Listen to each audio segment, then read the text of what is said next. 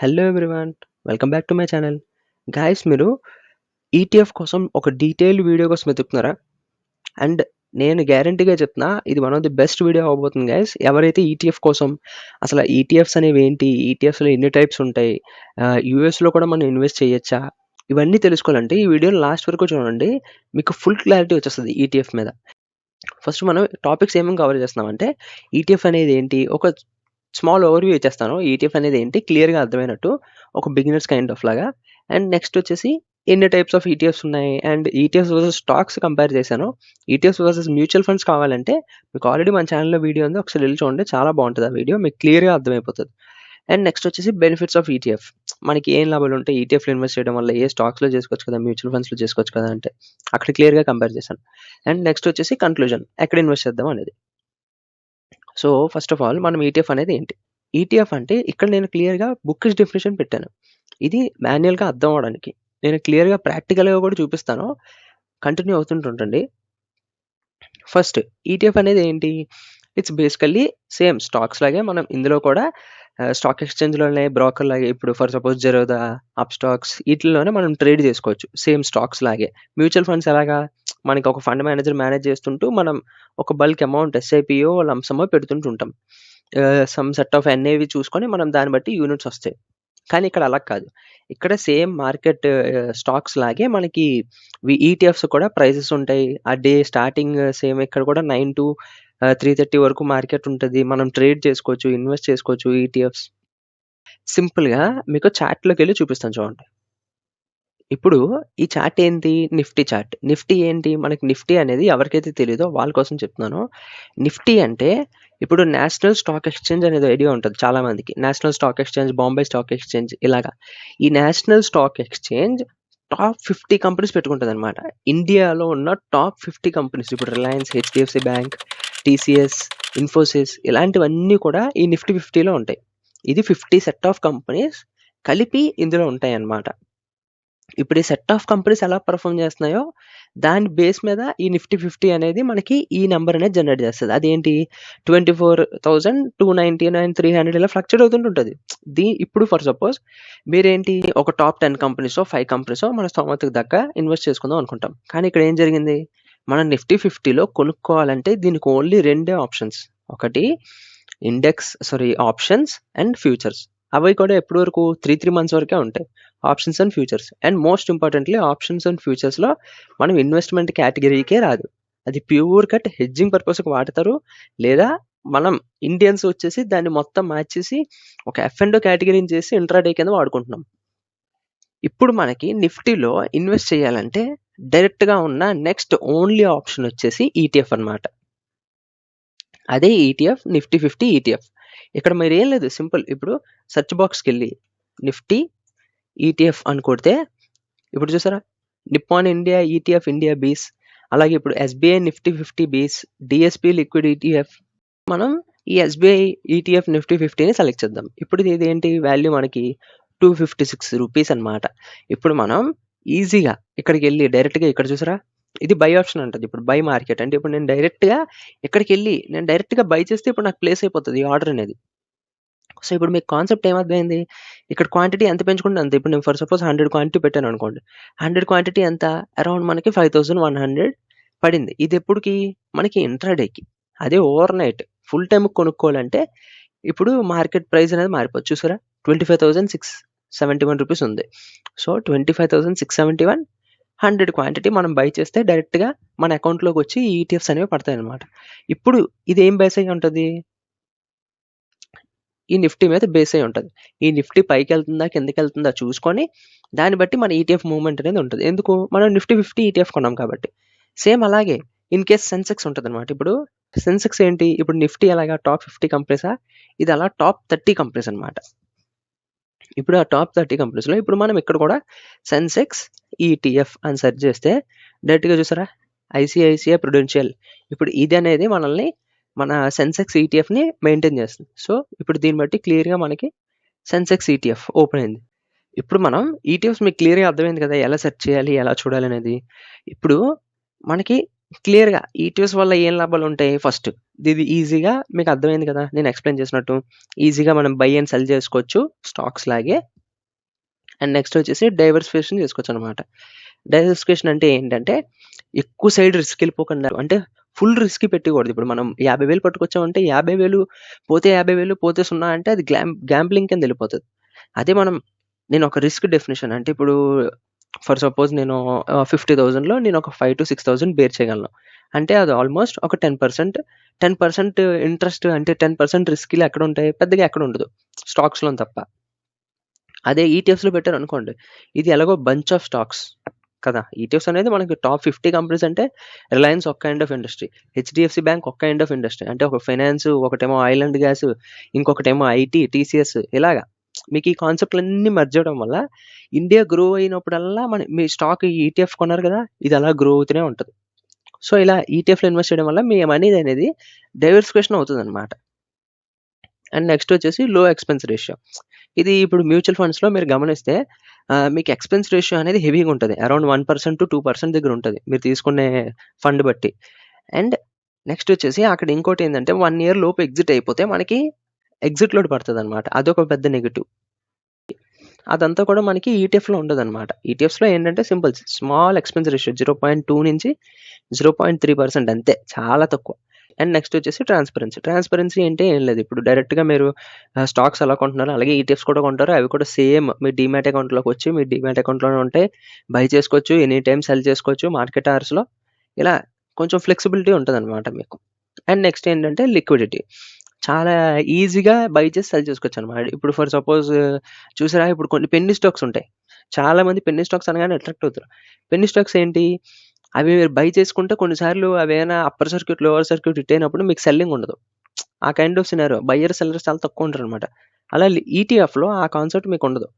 డైరెక్ట్‌గా మీరు కొన్నారంటే by default అక్కడ సెల్లర్స్ కూడా ఉంటారు. సో, ఇదనమాట మనకి ఈటీఎఫ్ అనేది కంప్లీట్ ఓవర్‌వ్యూ. ఇప్పుడు మనం ఈటీఎఫ్ టైప్స్ చూసుకుందాం. ఈటీఎఫ్ అనేది ఎన్ని టైప్స్ ఉన్నాయో చూసుకురా? ETF index, sector, commodity, international, debt, thematic. ఇక్కడ నేను పైని, కిందని కొంచెం కన్‌ఫ్యూజ్ అవ్వకుండా రాశాను. అది కొంచెం చూసుకోండి. ఫస్ట్ ఇండెక్స్ ఈటీఎఫ్ అంటే ఏంటి? ఇండెక్స్ అంటే ఏం లేదు. మీకు చెప్పాను కదా! మనం సెట్ ఆఫ్ కంపెనీస్ స్టాక్స్ ఉంటాయా? ఇప్పుడు నిఫ్టీ, సెన్సెక్స్ ఇక్కడ చూసారా మీరు నాస్డాక్ ఈ పేరు విన్నే ఉంటారు. కొంతమందికి తెలీదు కూడా. ఈ నాస్డాక్ అనేది ఏంటంటే ఇప్పుడు నిఫ్టీ 50 మన ఇండియాలో టాప్ 50 కంపెనీస్ ఎలాగో అలా నాస్డాక్ అనేది యూఎస్‌లో టాప్ 100 కంపెనీస్ అన్నమాట. అర్థమైందా?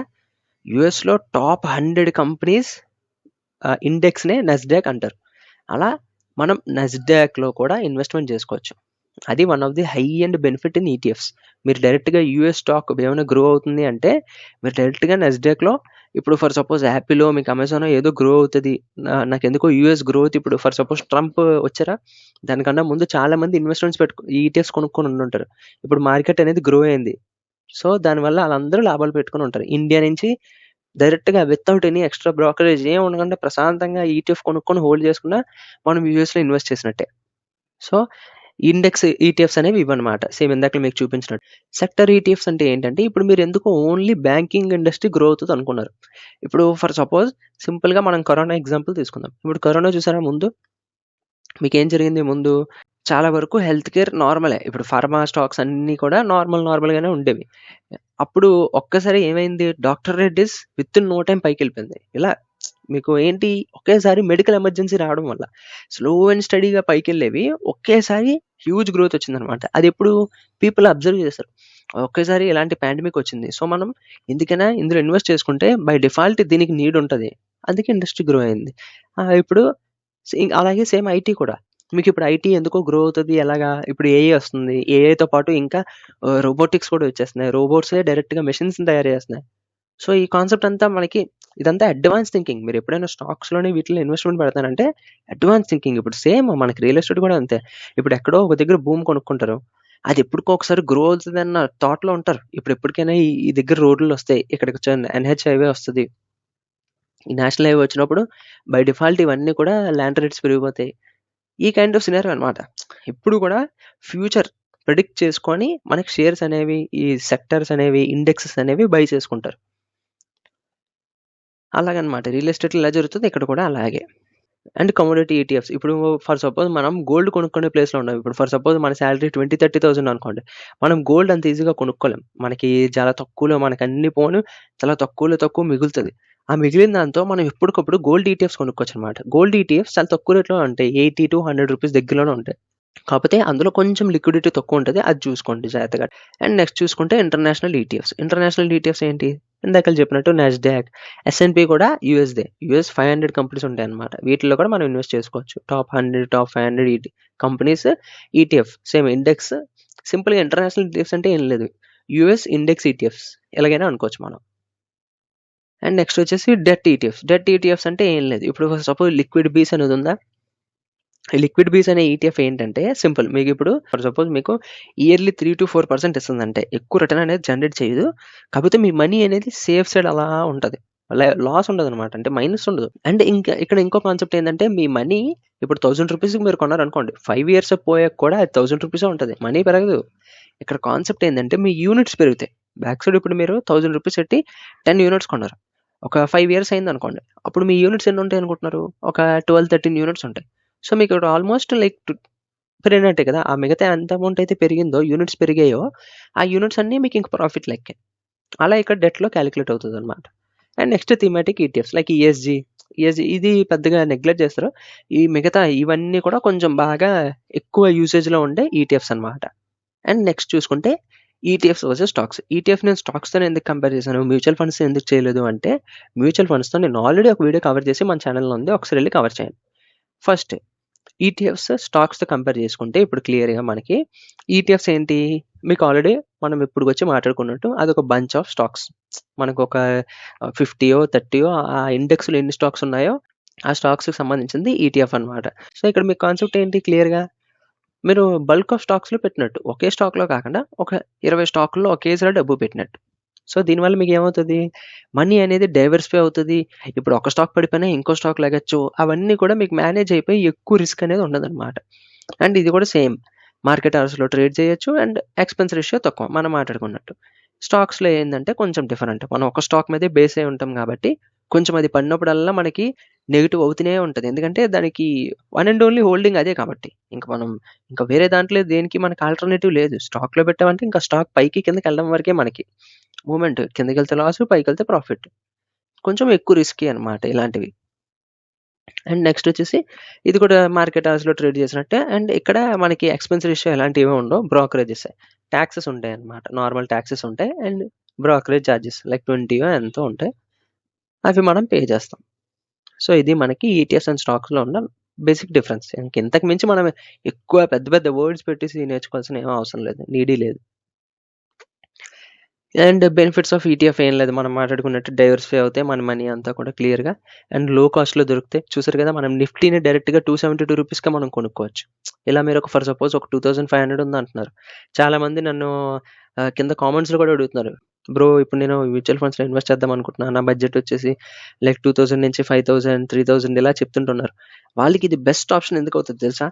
లో కాస్ట్‌లో దొరుకుతాయి. ఇప్పుడు ఫర్ సపోజ్ మీరు మ్యూచువల్ ఫండ్స్‌లో ఇన్వెస్ట్ చేస్తున్నారు. ఒక పాయింట్‌లో ఎగ్జిట్ అవ్వాలనిపిస్తది. ఎక్కడో మీకు ఇంకా మంచి ఆపర్చునిటీ దొరికి.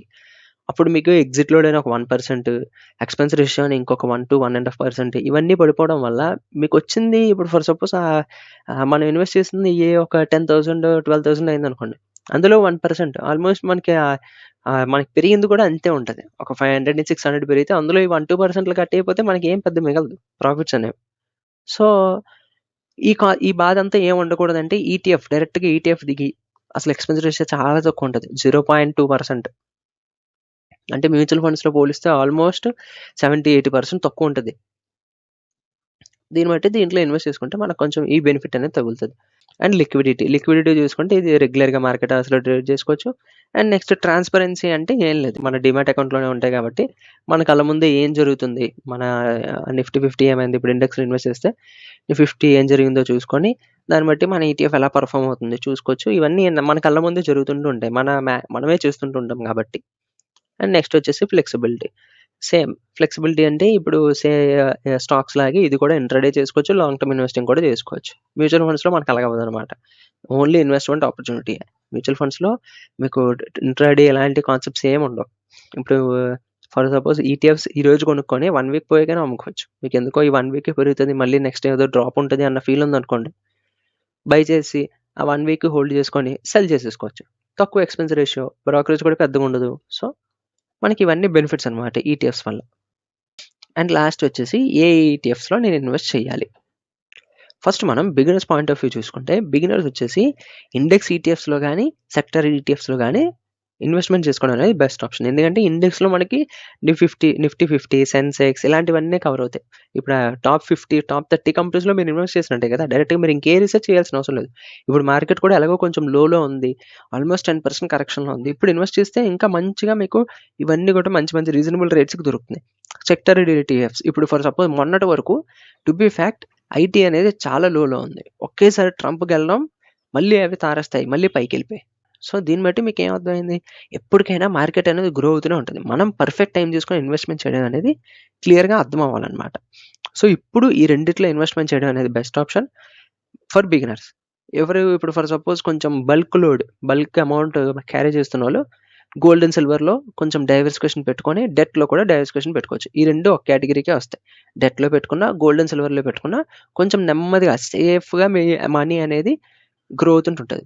నేనసలు జీరో రిస్క్ పాలిసీ, నేనసలు రిస్కే క్యారీ చేయను అంటే డెట్‌లోకెళ్ళడం బెస్ట్ ఆప్షన్. కొంచెం నేను రిస్క్ భరించగలను, కానీ అంత హ్యూజ్ వద్దు అంటే gold and silver is best option. అదే నేను కొంచెం ఎక్స్‌ప్లోర్ అవుదాం అనుకుంటున్నాను. మన ఇండియాలోనే కాదు, నాకెందుకో యాపిల్, ఈ అమెజాన్ ఇవి కూడా పక్కా గ్రో అవుతాయి. నాకేదో ఒక న్యూస్ చదివాను ఇలాగా అమెజాన్ ఏవో కొత్తగా ఇలా స్టార్ట్ చేస్తుంది ఒక బిజినెస్. నాకెందుకో అందులో గ్రోత్ కనిపిస్తుంది అన్న ఫీల్ ఉందనుకోండి, మీరు ఇమ్మీడియేట్‌గా ఇందులోకెళ్ళి ఈటీఎఫ్స్ మీరు ఒక 1,00,000 దగ్గర మీరు ఇన్వెస్ట్‌మెంట్ పెడదాం అనుకుంటున్నారు. ఒక 5% ఒక 5-10% ఒక 5,000 10,000 ఫస్ట్ ఈటీఎఫ్స్ కొనుక్కొని హోల్డ్ చేసుకోండి. ఆ న్యూస్ వచ్చాక మూవ్‌మెంట్ ఎలా జరుగుతుందో చూడండి. పైకెళ్తుందా? వెల్ అండ్ గుడ్ ఉంచండి. లేదు అంత లేదు నాకంత మూవ్‌మెంట్ ఏం కనబడట్లేదు అంటే ఎగ్జిట్ అవ్వచ్చు. సో, ఇదొక మనకి బెస్ట్ ఆప్షన్ అనమాట ఈటీఎఫ్స్‌లో. మనకి నచ్చినప్పుడు ఉండొచ్చు, లేనప్పుడు ఎగ్జిట్ అవ్వచ్చు. కానీ ఈటీఎఫ్స్ మీరెప్పుడైనా ఇండెక్స్ అండ్ సెక్టరల్ వీటిలో ఇన్వెస్ట్ చేసినప్పుడు long term in the sense minimum 5-7 years పైనే ఉంటేనే మీకు ఎక్కువ లాభాలనేవి చూపిస్తాయన్నమాట.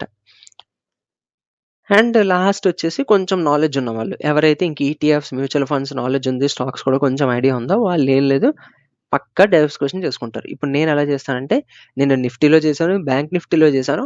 అండ్ ఫ్యూచర్‌లో నేను కొంచెం గోల్డ్‌లో పెడదామని నా థాట్స్ ఉన్నాయి. కానీ నేను ఎక్కువ నా ప్రిఫరెన్స్ అంతా కూడా స్టాక్స్‌కే ఎళ్తది. మన ఛానెల్‌లో రిలయన్స్ స్టాక్ అనాలిసిస్ చేసి మన దగ్గర ఉన్న బేసిక్ అవైలబిలిటీస్ అన్నీ చూసుకొని ఎలా స్టాక్ అనాలిసిస్ చేయాలనేది ఆ వీడియోలో కవర్ చేశాను. ఛానెల్ డిస్క్రిప్షన్‌లో ఉంటది. ఒకసారి వెళ్లి కవర్ చేయండి. లేదు నేను మ్యూచువల్ ఫండ్స్‌తో కంపేర్ చేయండి ఈ ఈటీఎఫ్ వర్సెస్ మ్యూచువల్ ఫండ్స్ అంటే ఆ వీడియో కూడా మన ఛానల్ డిస్క్రిప్షన్‌లో ఉంటది. ఆల్రెడీ వీడియో చేశాను. 2 ఇప్పుడు ఆల్రెడీ ఇక్కడ పాపప్ అయ్యే ఉంటాయి. క్లిక్ చేసి చూడొచ్చు. డిస్క్రిప్షన్‌లో కూడా ఉంటాయి. ఒకసారి వెళ్లి చెక్ చేయండి. సో, ఐ హోప్ మీకు ఈ వీడియో నచ్చిందని అనుకుంటున్నాను. మీ ఫ్యామిలీ అండ్ ఫ్రెండ్స్‌లో ఎవరైనా ఎస్ఐపిలో ఇన్వెస్ట్ చేస్తుంటే వాళ్ళకి ఈటీఎఫ్స్ కాన్సెప్ట్ కోసం షేర్ చేసి వీటిల్లో కూడా ఇన్వెస్ట్ చేయమని చెప్పండి. So, that's all for today guys. Thank you so much for watching.